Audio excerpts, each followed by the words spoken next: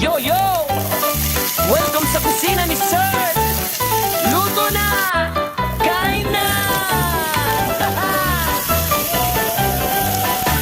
Maagang gumigising, may hawak na sandok. Teacher sa umaga, chef pag alas 12. Minsan may lesson, minsan may recipe, pero parehong panalo, siguradong tasty. May fried rice, may adobo. Pag nagluto si Sir, ubos agad plato. Kahit simpleng ulam, nagiging espesyal sa kusina ni Sir. Lahat happy talaga!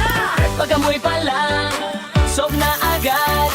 Mga kapitbahay, napapasilip lahat. Sir, ano yan? Pwede makitikim. Isang subo pa lang, mapapashares din. Welcome sa Sir's Kitchen. Lutong may saya at good vibes din. Teacher na chef, astig at suabe. Pagdating sa luto, walang sablay. Halo-halo tawanan habang may nilulutong handaan. Busog ka na, good mood ka pa. Sa Sir's Kitchen, tara na.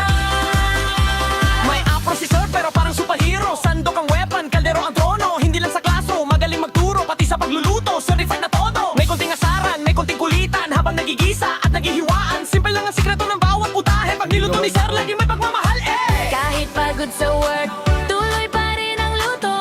Dahil sa kusina, nawawala ang stress mo. Kaya tara na't magsalo-salo tayo. Sa bawat pagkain, saya